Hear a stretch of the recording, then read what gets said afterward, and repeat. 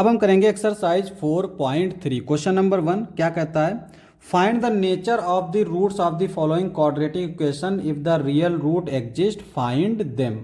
तो यहाँ पे कह रहा है कि इन क्वाड्रेटिक इक्वेशंस का हमें नेचर बताओ, अगर रियल रूट्स है तो वो हमें रूट्स फाइंड करके दो।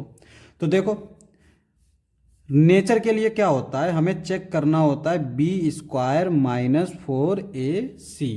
अगर ये ग्रेटर देन 0 है तो टू डिस्टिंक्ट रियल रूट्स, अगर 0 है तो इक्वल रियल रूट्स, अगर लेस देन 0 है तो नो रियल रूट्स। ठीक है, ऐसे याद रखेंगे। अब यहाँ पे b हमारा क्या होता है, ये होता है b यानी -3 का स्क्वायर -4, a क्या है 2, c क्या है 5। कई सारे टीचर्स जो हैं कोई दिक्कत नहीं होता, चाहो तो इनको अलग अलग लिख लो, पहले a की वैल्यू लिख लो, b की वैल्यू लिख लो, c की वैल्यू लिख लो, थोड़ा सा लेंदी हो जाता है इसलिए हम लोग डायरेक्ट लिख देते हैं। ठीक है, 3 3 ज़ा 9 माइनस 4 2 ज़ा 8 8 5 ज़ा 40। अब यहाँ पे हम देख सकते हैं कि 40 में से 9 जाएगा 31 और साइन आएगा माइनस का less than 0। This implies that no real roots. इसका मतलब कोई भी रियल रूट नहीं है। अगर रियल रूट नहीं है तो हमें फाइंड करने की भी ज़रूरत नहीं है। अब हम लोग करते हैं सेकेंड पार्ट। तो सेकेंड पार्ट हमारा देखो क्या दे रखा है, इस तरह से दे रखा है। अब इसका नेचर फाइंड कर लेते हैं।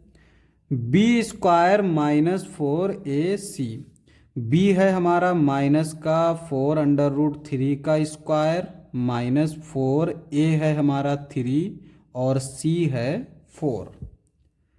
4 सुनो, 4 का स्क्वायर 16, √3 का स्क्वायर अंडर रूट से स्क्वायर कैंसिल हो जाएगा यानी कि 3 बचेगा, माइनस 4 4 जा 16 और ये 3। देख सकते हैं सेम सेम है, इसका मतलब ये 0 आएगा। अगर 0 आया तो मतलब इक्वल रियल रूट्स। तो अब हमें इसके रूट्स फाइंड करने हैं। तो रूट्स फाइंड करने का हमारा जो फार्मूला है हम उसको इस्तेमाल करेंगे, क्योंकि हमने फार्मूला देख चुके हैं। तो क्वाड्रेटिक फार्मूला होता है x is equal to minus का b plus minus under root b square minus 4ac upon 2a। तो माइनस तो फार्मूले वाला, b जो हमें दे रखा है वो दे रखा है माइनस का 4√3 प्लस माइनस, ये हमने निकाल लिया, 0 आया तो ये 0 रहेगा, अपॉन 2 इंटू ए यानी 3, माइनस माइनस प्लस तो 4√3 प्लस माइनस 0 अपॉन 2 3 ज़ा 6।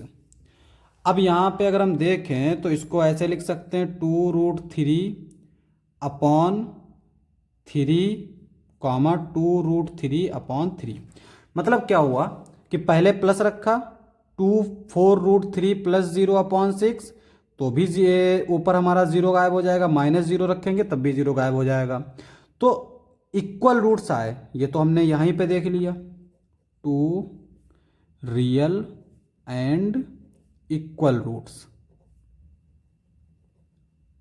लेकिन हम लोग अलग अलग लिखते हैं, ऐसा नहीं करते कि एक ही बार लिख देते हैं, क्योंकि यहाँ पे हमें 2 रूट्स चाहिए होते हैं और हमें दिखाना होता है कि दोनों क्या हैं, इक्वल हैं। तो इसलिए हम लोग इसको दोनों को लिखते हैं। ठीक है, तो यहाँ पे roots are 2√3 upon 3 comma 2√3 upon 3, ये आ जाएगा।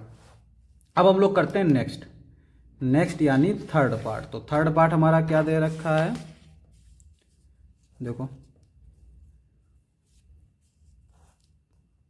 2x square minus 6x plus 3, वही चीज b स्क्वायर माइनस 4ac। पहले नेचर देखेंगे, b हमारा दे रखा है -6 का स्क्वायर,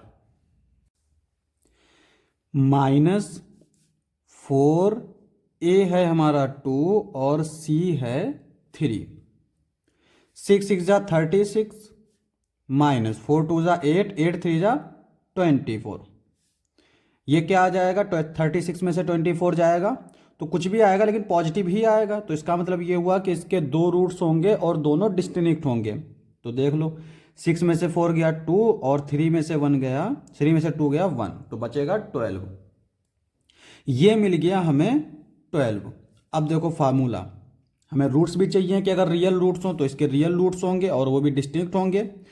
तो फार्मूला होता है x is equal to minus B plus minus under root B square minus 4ac upon 2a। Minus फार्मूले वाला, b हमारा दे रखा है -6 प्लस माइनस, और यहाँ पे बी स्क्वायर माइनस 4ac, यानी ये वैल्यू हमारी एक्चुअल किसके इक्वल है, 12 के। तो यहाँ पे 12 लिख दो अपॉन 2 इंटू ए मतलब 2, ठीक है। माइनस माइनस प्लस का 6 प्लस माइनस अंडर रूट 12, 12 को क्या लिख सकते हैं 4 इंटू 3। तो अंदर अगर हमारा 4 है, देखो ऐसे 12 को हम लिख सकते हैं 4 इंटू 3, और 4 का स्क्वायर रूट होता है 2, तो यानी 2√3, तो ये आ जाएगा 2√3 अपॉन 4। अलग अलग लिख लो, पहले प्लस ले लेते हैं, तो ये हमारा आ जाएगा 6 प्लस 2√3/4, माइनस लेंगे 6 माइनस 2√3/4, 2 से डिवाइड कर दो ऊपर और नीचे, तो यहाँ पे बचेगा 3 प्लस अंडर√3, और इसको 2 से डिवाइड करोगे 2। सिमिलरली यहाँ पे 3 माइनस √3 अपॉन 2, ऊपर नीचे हमने दोनों को 2 से डिवाइड कर दिया। तो यही हमारा आंसर हो जाएगा, क्योंकि हमें रूट चाहिए थे, तो ये मिल गए।